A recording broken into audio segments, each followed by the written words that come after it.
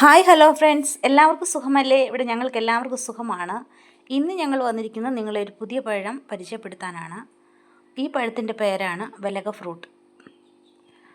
ഇതിൻ്റെ തോട് വളരെ കട്ടിയുള്ള ഒരിതാണ്. അതിനാൽ ഞാനാണെങ്കിൽ ഒരു കത്തി വെച്ചിട്ട് അതിൻ്റെ മുകളിൽ ഒരു കല്ല് വെച്ചൊക്കെയാണ് പൊട്ടിച്ചെടുത്തത് തന്നെ. ഇതിന് ലൈറ്റായിട്ട് പുളിപ്പിൻ്റെ ഒരു രസം ഉള്ളതിനാൽ ഇതിൽ കുറച്ച് പഞ്ചസാര ഇങ്ങനെ ഇട്ടിട്ട് ഇളക്കി കഴിച്ചാൽ നല്ല ടേസ്റ്റാണ്. പുളിപ്പും മധുരവും ഒക്കെ ചേർന്ന് സൂപ്പറായിട്ടുണ്ടാവും. അതുപോലെ തന്നെ ഇതിൽ ശർക്കര ഇട്ടും കഴിക്കും. രണ്ട് ഇതായിട്ടും ഇവിടെ കഴിക്കും. ഇങ്ങനെ ഈ കായ് ഇനിയും കുറച്ചുകൂടി പഴുക്കാനുണ്ട്. കുറച്ചുകൂടി പഴുത്ത് കഴിഞ്ഞാൽ ഇതിൻ്റെ കളർ ഒരു ബ്ലാക്ക് കളറായിട്ട് മാറും.